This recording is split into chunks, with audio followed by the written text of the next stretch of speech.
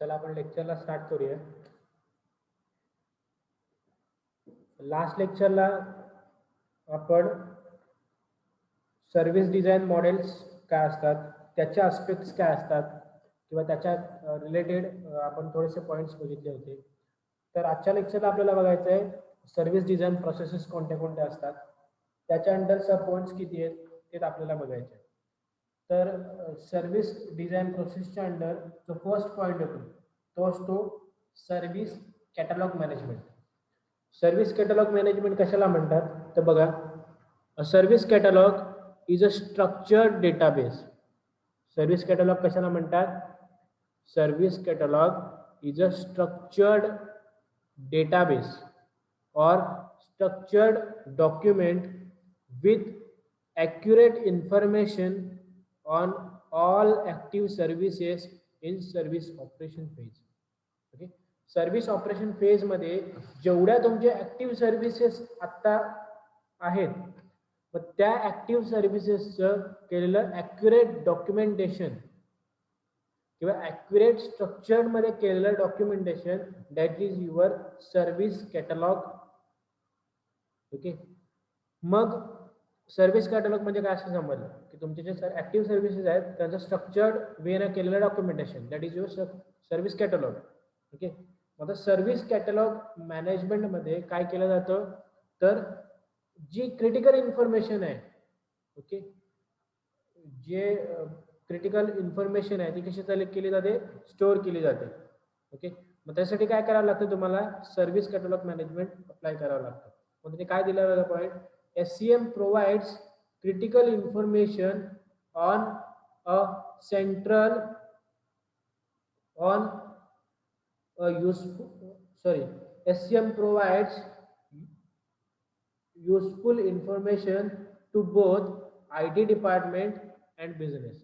Okay, SCM जी काय process असते किंवा जे SCM टाईपचं मॅनेजमेंट असतं ते काय करतं, जी क्रिटिकल इन्फॉर्मेशन असते तुमच्या सर्व्हिस मधली ती तुमच्या IT डिपार्टमेंटला ॲज वेल ॲज तुमच्या बिझनेसला काय करते, ती इन्फॉर्मेशन प्रोव्हाइड करण्याचं काम करते. ओके, सो त्याच्यामध्ये त्यांनी काय सांगितलं, in general the service catalogue management processes covers, first कुठली प्रोसेस कव्हर करते बघा, SCM providing and maintaining accurate information on all services that have been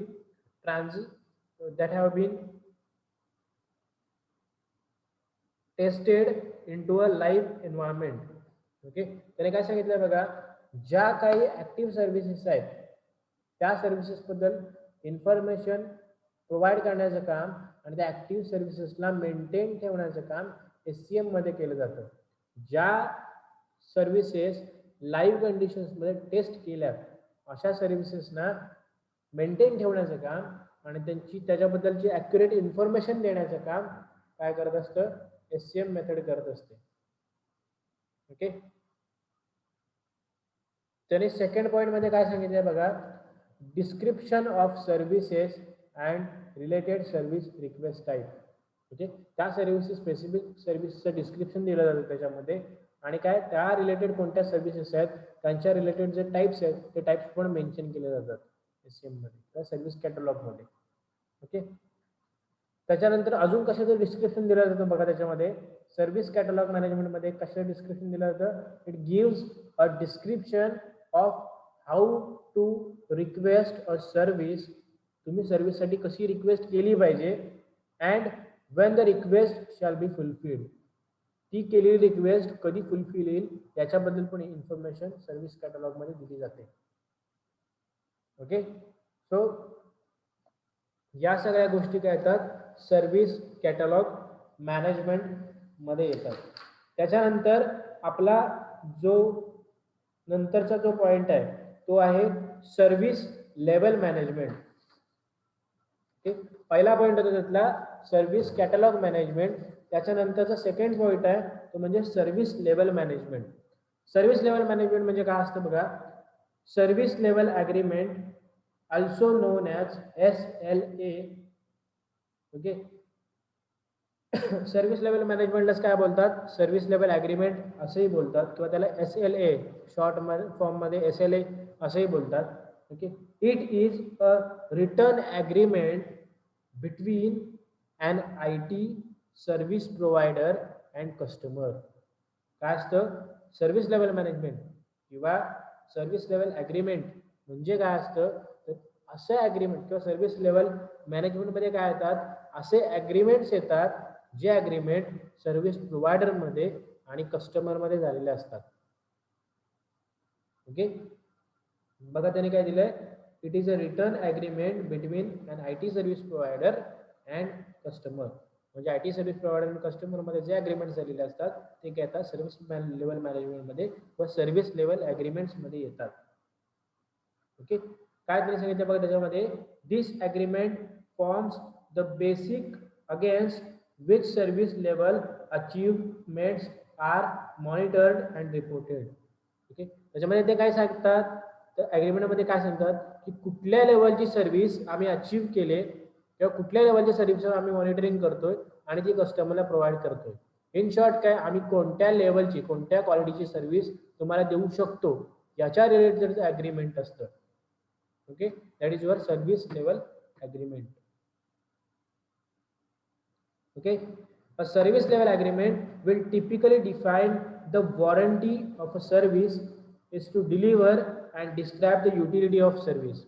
म्हणजेच काय, सर्व्हिस लेवल ॲग्रीमेंट मध्ये मोस्टली काय असतं की तुमचा वॉरंटी किती असेल, म्हणजेच काय आम्ही किती क्वालिटीचं प्रोडक्ट तुम्हाला दिलंय आणि त्यात ते क्वालिटी किंवा ती क्वालिटी कुठपर्यंत किंवा ते प्रोडक्ट कुठपर्यंत तुम्ही यूज करू शकता किंवा त्याची युटिलिटी किती आहे याच्या रिलेटेड ते ॲग्रीमेंट असतं. ओके, त्याच्यामध्ये अजून काय दिलं, the expected and agreed performance of service is the key focus hair. म्हणजेच काय, सर्व्हिस लेवल मॅनेजमेंटमध्ये जर तुम्ही की ऑब्जेक्टिव्ह जर बघितलं तर काय असतं की तुमच्या जी सर्व्हिस आहे तिचं एक्सपेक्टेड, जो कस्टमरला एक्सपेक्टेड परफॉर्मन्स आहे किंवा कस्टमरचे जे एक्सपेक्टेशन्स आहेत किंवा त्यांच्या एक्सपेक्टेशन प्रमाणे त्या सर्व्हिसला किंवा त्या प्रोडक्टपासून त्याला परफॉर्मन्स मिळायला पाहिजे. ओके, म्हणजेच काय, कस्टमरचा जो एक्सपेक्टेड करतोय जो परफॉर्मन्स त्याला भेटला पाहिजे ते त्याचं काय आहे, मेन ऑब्जेक्टिव्ह आहे की कस्टमरला एक्सपेक्टेड परफॉर्मन्स प्रोव्हाइड करता आला पाहिजे. ओके, सो हा पॉईंट होता सर्व्हिस लेवल मॅनेजमेंटमध्ये. आता सर्व्हिस लेवल मॅनेजमेंटमध्ये सब टाइप्स ही येतात. ओके, पहिला त्यातला सब टाइप्स आहे तो म्हणजे सर्व्हिस लेवल रिक्वायरमेंट्स काय असतात,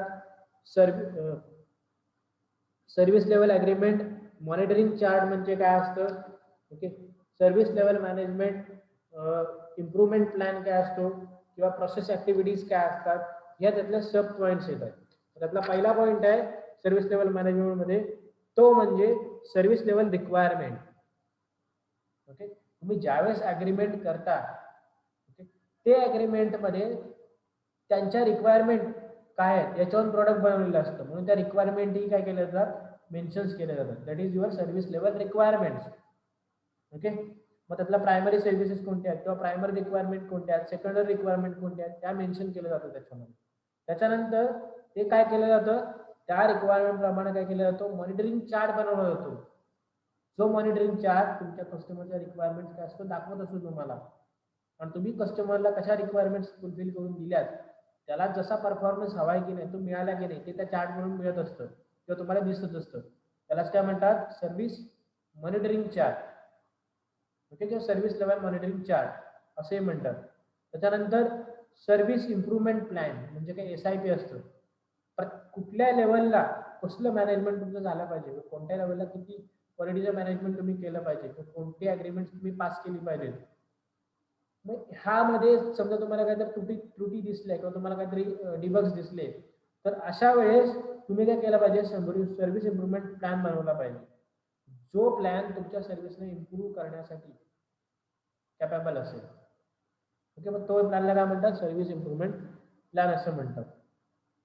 ओके, आणि सर्व्हिस प्रोसेस ॲक्टिव्हिटीज म्हणजे काय असतं किंवा service level management process activities काय कोणत्या कोणत्या असतात, तर ह्या ज्या सगळ्या पॉईंट्स होते, सर्व्हिस लेवल रिक्वायरमेंट ओळखणं, मॉनिटरिंग चार्ट बनवणं, इम्प्रूव्हमेंट प्लॅन बनवणं, याच्यासाठी कोणत्या कोणत्या प्रोसेस लागतात, तर तुम्हाला वेगळे वेगळे डॉक्युमेंटेशन मेंटेन ठेवावे लागतात, किंवा तुमच्या ज्या सर्व्हिसच्या रिक्वायरमेंट आहेत त्या ओळखण्यासाठी तुम्हाला काय करायला लागतात, वेगवेगळी इन्फॉर्मेशन कलेक्ट करावी लागते.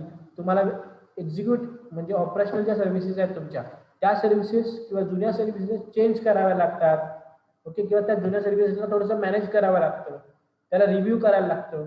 या सगळ्या काय आहेत, प्रोसेस ऍक्टिव्हिटीज आहेत सर्व्हिस लेवल मॅनेजमेंटमध्ये.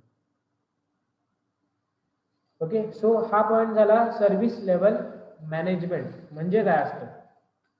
त्याच्यानंतरचा नेक्स्ट आपला जो पॉईंट आहे तो आहे कॅपॅसिटी मॅनेजमेंट. ओके, हे जे सगळे पॉइंट्स आहेत, service level management, capacity management, हे कशाच्या अंडर येतात, सर्व्हिस डिझाईन प्रोसेसच्या अंडर येतात. सर्व्हिस डिझाईन प्रोसेसमध्ये पहिला पॉईंट होता तो म्हणजे सर्व्हिस कॅटलॉग मॅनेजमेंट काय असतं. पहिला पॉईंट आहे कॅटलॉग मॅनेजमेंट. सेकंड तुमचा पॉईंट होता लेवल मॅनेजमेंट. थर्ड पॉईंट आहे तुमचं चेंज मॅनेजमेंट. ओके, किंवा तुम्ही थर्ड पॉईंटला कन्सिडर करा, चेंज मॅनेजमेंट नंतर बघू. थर्ड पॉईंटला बघा कॅपॅसिटी मॅनेजमेंट. ओके, त्याने बघा दिलाय, काय दिलाय बघा point. The scope of capacity management covers, त्याने स्कोप दिलाय, कॅपॅसिटी मॅनेजमेंटचा स्कोप दिलाय. आता कॅपॅसिटी मॅनेजमेंट म्हणजे काय, रिक्वायरमेंट फुलफिल कशा करू शकता किंवा त्यासाठी तुम्हाला कोणते वेज आपलं किंवा कोणत्या वेने तुम्ही तुमच्या रिक्वायरमेंट फुलफिल करू शकता, त्यासाठी लागणारं management, that is your capacity management. Okay, तुम्ही तुमची कॅपॅसिटी एकतर कमी कशी करायची किंवा वाढवायची कशी, कशावर डिपेंड करतं, as per your customers requirement. तुमच्या रिक्वायरमेंट काय प्रोडक्टची, तुमच्या सर्व्हिसची रिक्वायरमेंट काय, त्याच्याप्रमाणे तुम्हाला कॅपॅसिटी फिक्स करावी लागते. मग ती कॅपॅसिटी फिक्स करण्यासाठी काय करायला लागतं, तुम्हाला वेगळ्या टाईपचं मॅनेजमेंट करायला लागतं, that is your capacity management. Okay, so scope काय त्याचा बघा. प्रोड्युसिंग अ कॅपॅसिटी प्लॅन, पहिल्यांदा काय केला जातो, त्याच्यामध्ये प्लॅन केलं जातं. तुमच्या कॅपॅसिटीचं काय केलं जातं, प्लॅन बनवला जातो. That enables the service provider to continue to provide service of quality. Plan बनवला होतो, कशासाठी प्लॅन बनवला होतो, की तो प्लॅन काय करेल की सर्व्हिस प्रोव्हायडरला त्यांनी जी काय क्वालिटी दिली आहे किंवा ती जी सर्व्हिस प्रोव्हाइड करतोय ती सर्व्हिस कंटिन्यू प्रोव्हाइड करेल किंवा त्याच क्वालिटीची सर्व्हिस कंटिन्यू प्रोव्हाइड करेल. याच्यासाठी काय केलं जातं, कॅपॅसिटी मॅनेजमेंट केलं जातं. याच्यासाठीच काय आहे, हा स्कोप आहे कॅपॅसिटी मॅनेजमेंटचा. ओके, सेकंड स्कोप काय त्यांनी दिलाय, understanding the agreed current and future demands. Okay, त्यांनी करंट डिमांड काय आहे आणि फ्युचरचे डिमांड काय आहे त्याच्याप्रमाणे कॅपॅसिटी मॅनेजमेंट केलं जातं. म्हणजेच काय, करंट डिमांड, समजा तुम्ही एखादं प्रोडक्ट बनवताय, तुम्हाला आता रॉ मटेरियलची डिमांड आहे समजा 1000 किलोग्राम्स. ओके, ही आताची करंट डिमांड आहे तुमची. पण समजा तुम्हाला सेम डिमांड कंटिन्यू राहणार नाही का, 5-6 महिन्यांनी तुमची डिमांड वाढू शकते किंवा कमी होऊ शकते. मग ती डिमांड वाढली की कमी झाली हे कसं ठरवलं जाईल किंवा ते कसं समजून घेतलं जाईल, ते कशा थ्रू समजून घेतलं जातं, कॅपॅसिटी मॅनेजमेंट थ्रू समजून घेतलं जातं. ओके, थर्ड त्यांनी काय स्कोप दिलाय बघा, monitoring patterns of business activity through the performance. Okay, तुमच्या बिझनेसची ज्या ऍक्टिव्हिटीज आहेत तुम्ही त्याला काय करा, मॉनिटर करा आणि त्याच्याप्रमाणे काय करा, पॅटर्न्स क्रिएट करा तुमच्या बिझनेस ऍक्टिव्हिटीचे, जेणेकरून ते पॅटर्न्स तुम्ही ओळखू शकाल आणि जो नेक्स्ट आपला जो ट्रेंड आहे, जो नेक्स्ट तुमचा जो ट्रेंड आहे तो त्या पॅटर्न्स वरून ओळखून तुम्ही त्याच्याप्रमाणे तुमची रॉ मटेरियलची रिक्वायरमेंट आहे ती फुलफिल करू शकता. इन शॉर्ट काय, तुम्ही तुमच्या जो रिक्वायरमेंटचा जो ग्राफ आहे, ओके, तो ग्राफ ओळखा, तो ग्राफ तयार करा पॅटर्न्सचा आणि त्या पॅटर्न्सला ओळखा. त्या पॅटर्न्सवरून तुम्हाला समजेल की किती कॅपॅसिटी मॅनेजमेंट आपल्याला, किती कॅपॅसिटी आपली आता करंट आहे आणि फ्युचरला काय कॅपॅसिटी आपल्याला लागणार आहे. ओके, सो हे झालं कॅपॅसिटी मॅनेजमेंट. ओके, त्याच्यामध्ये पण दोन टाईपच्या, आता कॅपॅसिटी मॅनेजमेंट जर करायचं असेल आणि ते कॅपॅसिटी मॅनेजमेंट जर डिझाईन करायचं असेल तर त्याच्यामध्ये पण तुम्हाला दोन टाईप्स कन्सिडर करावे लागतात. एकतर जे ऑनगोईंग डिझाईन असतं ते कन्सिडर करावं लागतं आणि फायनल डिझाईन असतात ते कन्सिडर करावं लागतं. ओके, असं त्यांनी त्याच्यामध्ये दिलंय. त्याच्यानंतरचा जो आपला पॉईंट आहे that is your availability management. त्यातलाच फोर्थ पॉईंट आहे, सर्व्हिस डिझाईनच्या प्रोसेस आहेत, सर्व्हिस डिझाईन प्रोसेस मधली फोर्थ पॉईंट आहे that is your availability management. हा थोडासा मोठा पॉईंट आहे. अवेलेबिलिटी मॅनेजमेंट मध्ये काय केलं जातं बघा, availability management spans across the entire life cycle of a service. Okay, the service right from the establishment of availability requirement to the retirement of service. म्हणजे काय, ज्यावेळेस सर्व्हिस तुमची ऍक्टिव्ह कंडिशन मध्ये आली त्यावेळेस तुम्ही ते जे रॉ मटेरियल आहे ते कसं अवेलेबल केलात, तर तुम्ही रिक्वायरमेंट कशा फुलफिल केलात, ओके, किंवा तुम्ही तुमच्या सर्व्हिसला कसं अवेलेबल ठेवलात कस्टमरसाठी, किंवा तुम्ही तुमच्या सर्व्हिसला कसं ऑपरेशनल फेजमध्ये कायम ठेवलात, याचं जो काय पूर्ण स्पॅन असतो किंवा या दोघांमधला जो तुमचा ऍक्टिव्ह कंडिशन मध्ये असणारी जी सर्व्हिस आहे ती आणि रिटायर्ड सर्व्हिस आहे ती, व ती सर्व्हिस ऍक्टिव्ह कंडिशन पासून ते रिटायर्ड कंडिशन पर्यंत जाईपर्यंत हा जो काय लाईफ स्पॅन असतो that is your availability management. म्हणजे काय, तुम्ही कस्टमरला तो प्लॅन कसा अवेलेबल करून ठेवलात, तो अवेलेबल करून ठेवण्यासाठी तुम्हाला कसं मॅनेजमेंट करावं लागलं. तुम्हाला एखादी सर्व्हिस कायम कंटिन्यू कस्टमरला प्रोव्हाइड करायची आहे, मग ती सर्व्हिस कायम कशी असली पाहिजे, ऑपरेशनल फेजमध्ये असली पाहिजे किंवा ऍक्टिव्ह फेजमध्ये असली पाहिजे. मग ती सर्व्हिस ऍक्टिव्ह फेजमध्ये ठेवण्यासाठी तुम्हाला कोणते कोणते बाकीचे वर्क्स डिस्ट्रीब्युशन करावे लागतात किंवा तुम्हाला कसं मॅनेजमेंट करावं लागतं, that is your availability management. Okay, सर्व्हिसला अवेलेबल ठेवण्यासाठी तुम्ही कसं मॅनेजमेंट करता, that is your availability management. तर अवेलेबिलिटी मॅनेजमेंटचे त्यांनी 4 अस्पेक्ट्स दिलेत. त्यातला पहिला अस्पेक्ट दिला, काय दिलंय बघा, reliability. Okay, reliability is a measure of how long a service component or configuration item can perform its agreed function. Reliability म्हणजे काय असतं अवेलेबिलिटी मॅनेजमेंटमध्ये, की तुम्ही एखादी सर्व्हिस कस्टमरला देताय, तर तुम्ही एखादी कॉन्फिगरेशन कस्टमरला देताय, तर ती सर्व्हिस किंवा ती कंपोनंट किंवा तो प्रोडक्ट तुम्ही दिलेली जी फंक्शन आहे किंवा तुम्ही जे टाइम ड्युरेशन दिले त्या टाइम ड्युरेशन पर्यंत किंवा तुमच्या वॉरंटी टाइम पर्यंत तो तुम्ही दिलेल्या फंक्शन्स प्रमाणे काम करतोय की नाही, that is your reliability. Okay, second त्याच्यामध्ये त्याने पॉईंट दिला, दॅट इज मेंटेनॅबिलिटी. मेंटेनॅबिलिटी म्हणजे काय दिलं त्यांना, maintainability is a measure of how quickly and effectively a service can be restored. Maintainability म्हणजे काय, तुमच्या सर्व्हिसमध्ये काहीतरी प्रॉब्लेम आला तर ती सर्व्हिस किंवा तुमचा प्रोडक्ट किती कमी वेळात रिस्टोर करता येईल, तो जो टाइम पिरियड असतो किंवा ते रिस्टोरेशन असतं, that is your maintainability. Okay, next point आहे सर्व्हिसॅबिलिटी. सर्व्हिसॅबिलिटी म्हणजे काय सांगितलं बघा, it is the ability of a supplier to meet the terms and obligations of a contract with respect to the service delivered. म्हणजे काय, it is the ability of supplier.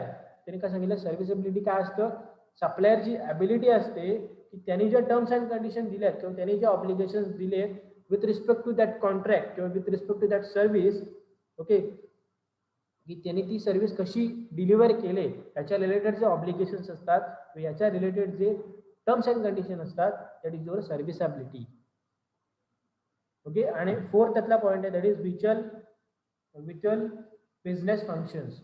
Okay, आता visual business functions म्हणजे काय असतं बघा, visual business function refers to the business processes or parts of business processes that are critical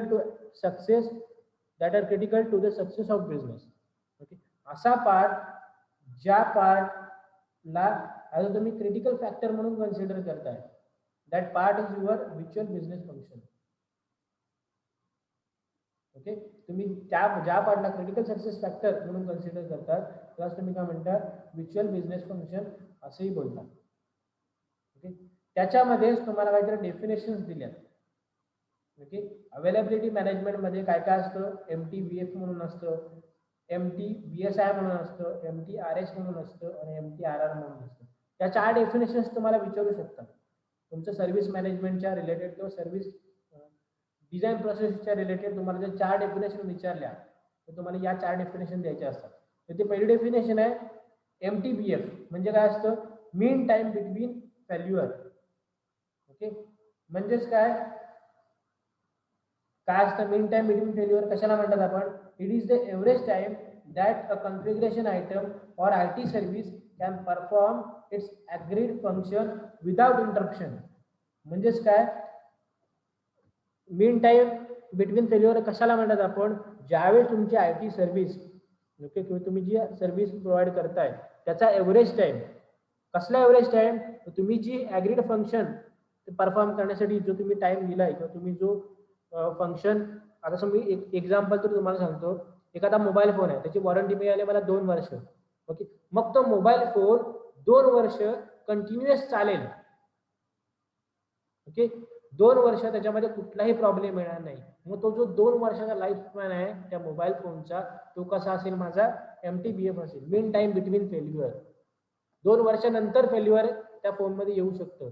okay, मग त्याचा जो एव्हरेज टाइम असेल that is my mean time between failure. Okay, की माझं प्रोडक्ट आहे, 2 वर्षापर्यंत त्या प्रोडक्टला काही होणार नाही, 2 वर्षापर्यंत त्या फोनला काही होणार नाही. आणि तो 2 वर्ष, तो फोन 2 वर्ष काही न होता, कुठलाही प्रॉब्लेम न येता कंटिन्युअसली फंक्शन व त्याचा परफॉर्मन्स मेंटेन ठेवतो. अशा टाइम पिरियडला काय म्हणता तुम्ही, मीन टाइम बिटवीन फेल्युअर म्हणता. नेक्स्ट त्याची डेफिनेशन आहे ती आहे MTBS आहे, मीन टाइम बिटवीन सर्व्हिस इन्सिडेंट्स. म्हणजे काय असतं, okay, it is the mean time from Wien the system और IT service fails until it's next fail. म्हणजे काय, 2 वर्षानंतर ती सिस्टम माझी फेल झाली.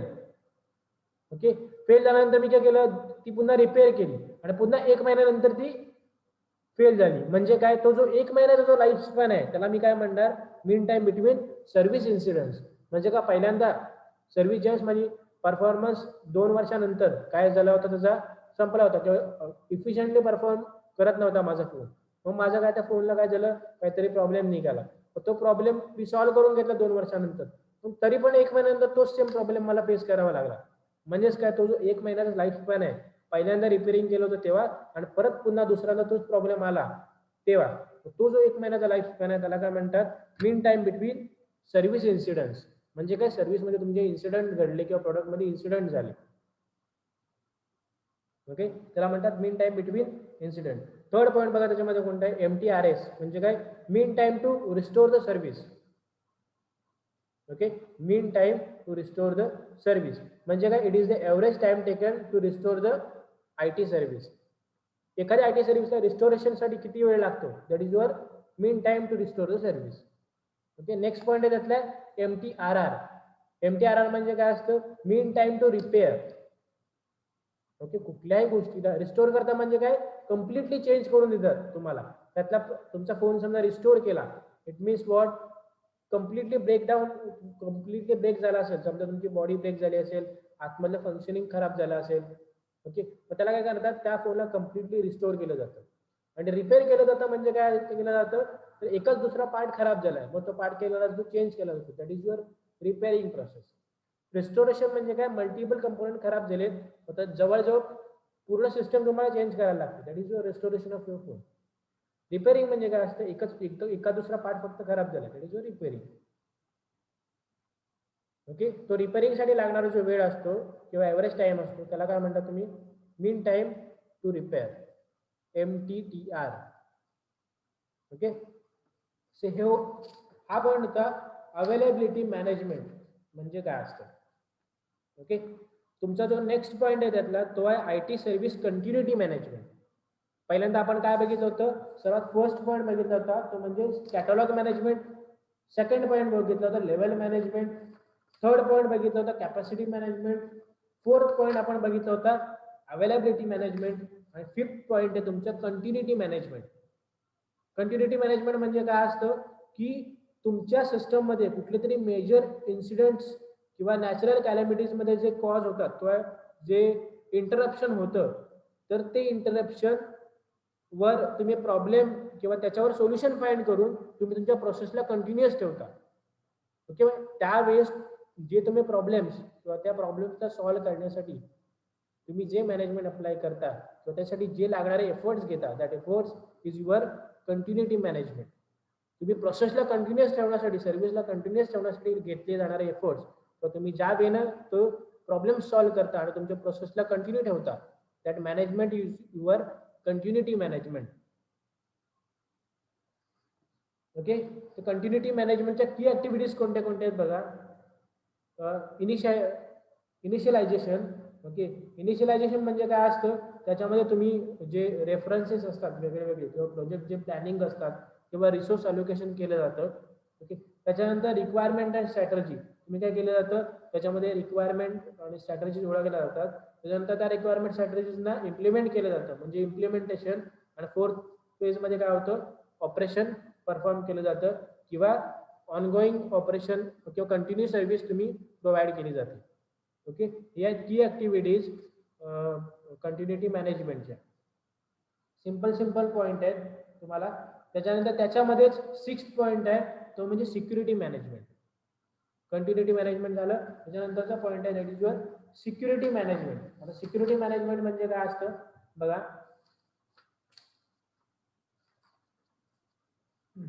सिक्युरिटी मॅनेजमेंट म्हणजे काय, customers and businesses expect that their information should be secure and required level of confidentially maintained.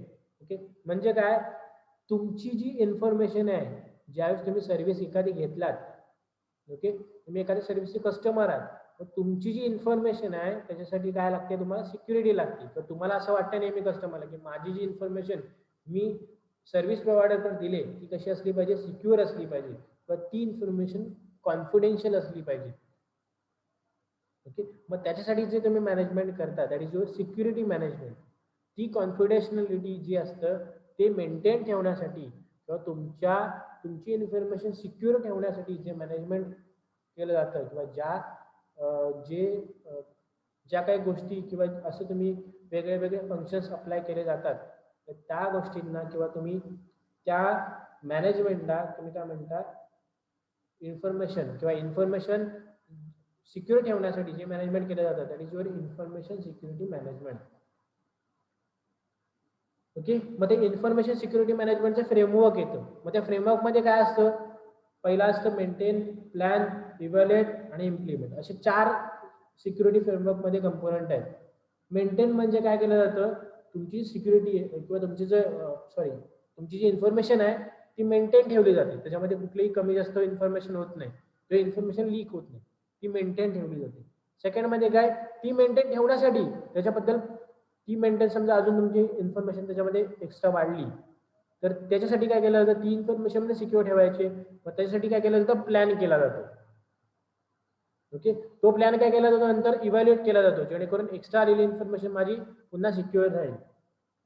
Okay, आणि ते इव्हॅल्युएट करून झालं की ती जी इन्फॉर्मेशन आहे ती इन्फॉर्मेशन तुम्ही काय करता, युटिलाइज करता किंवा इम्प्लिमेंट करता तुमच्या सर्व्हिसमध्ये, की हा कस्टमर आहे, ह्याची एवढी रिक्वायरमेंट आहे, या सगळ्या गोष्टी मग मेंटेन ठेवल्या जातात, जेणेकरून तुम्ही त्या सॉफ्टवेअरमध्ये यूज करू शकाल. तर तुमच्या जे सर्व्हिसच्या रिलेटेड जे ऍक्टिव्हिटीज आहेत त्याच्यामध्ये ती इन्फॉर्मेशन तुम्ही यूज करू शकता. तर म्हणजेच काय, त्या इन्फॉर्मेशनला इम्प्लिमेंट केलं जातं. ओके, तर हा झाला information security management. Okay, information security management झालं. त्याच्यानंतर शेवटचा इथला जो पॉइंट आहे that is supplier management. Okay, supplier management म्हणजे काय असं, या चॅप्टर मधला शेवटचा पॉइंट आहे दॅट इज सप्लायर मॅनेजमेंट. म्हणजेच काय, आता बघा तुम्ही एखादी कंपनी चालवताय, एखादी ऑर्गनायझेशन चालवताय, मग तुमच्या ऑर्गनायझेशनला काय असते, प्रोडक्ट बनवण्यासाठी काय लागतं, रॉ मटेरियल लागतं. रॉ मटेरियल कोण प्रोव्हाइड करतं, किंवा तुम्हाला जी सर्व्हिस प्रोव्हाइड करायची आहे ती सर्व्हिस प्रोव्हाइड करण्यासाठी तुमच्याही काहीतरी रिक्वायरमेंट्स असतात. मग तुमच्या रिक्वायरमेंट्स कोण फुलफिल करतं, किंवा रॉ मटेरियल कोण प्रोव्हाइड करतं, कोण करतो प्रोव्हाइड, सप्लायर प्रोव्हाइड करतो. ओके, सप्लायर काय करतो, तुम्हाला रॉ मटेरियल प्रोव्हाइड करण्याचं काम करतो. मग त्या सप्लायर एखाद्या वेळेस काय होतं, तुमची कॅपॅसिटी तुम्हाला वाढवायची असते, मग अशा वेळेस तुम्हाला काय करायला लागतं, तुम्हाला तुमची रिक्वायरमेंट पण वाढवायची असते. ओके, रिक्वायरमेंट जर तुमची वाढली, कस्टमर कडून रिक्वायरमेंट वाढली, तर तुम्हाला कॅपॅसिटी वाढवायला लागते. कॅपॅसिटी वाढवायची असेल तर स्वतःची जी रिक्वायरमेंट्स आहेत म्हणजे रॉ मटेरियलची रिक्वायरमेंटही वाढतात. मग अशा वेळेस काय करायला लागतं, तुम्हाला सप्लायरला मॅनेज करावं लागतं. Okay, that is a supplier management system. Okay, मग त्यासाठी वेगळ्या पॉलिसीज येतात. ओके, मग सप्लायरचे ज्यावेळेस तुम्ही सप्लायरला मॅनेज करता त्यावेळेस तुम्ही त्याच्यासोबत ॲग्रीमेंट केलं पाहिजे, ही त्यातली पहिली पॉलिसी असते. ओके, त्याच्यानंतर तुम्ही करंट एक्झिक्युशन तुमचं काय आहे त्याच्याप्रमाणे तेही त्या डॉक्युमेंटेशनमध्ये किंवा तेही त्या ॲग्रीमेंटमध्ये तुम्हाला मेन्शन करायचं असतात, की तुमच्या करंट पॉलिसीज किंवा तुमची करंट स्ट्रॅटर्जी काय आहे हे तुम्हाला त्या पॉलिसीजमध्ये कव्हर करायचं असतं. त्याच्यानंतर तुम्ही कोणत्या कम्युनिकेशन मेथड्स ऍक्सेप्टेबल आहेत. तुम्ही फक्त फोन करून आपल्याला सांगितलं की मला एवढी रिक्वायरमेंट आहे, तर असं चालणार आहे का? मग तेही त्या ॲग्रीमेंटमध्ये आलं पाहिजे की मी कोणत्या कम्युनिकेशन मेथडनी तुमच्याकडून माल विकत घेऊ शकतो किंवा रॉ मटेरियल विकत घेऊ शकतो. ओके, तर अशा ज्या पॉलिसीज आहेत त्या तुम्हाला मेंटेन ठेवायला लागतात सप्लायर मॅनेजमेंटमध्ये. ओके, तर इथे आपला जो सेकंड युनिट होता सर्व्हिस डिझाईन, हा युनिट संपलेला आहे. जर या युनिटमध्ये कोणताही डाऊट असेल तुम्हाला तर तुम्ही मला विचारू शकता.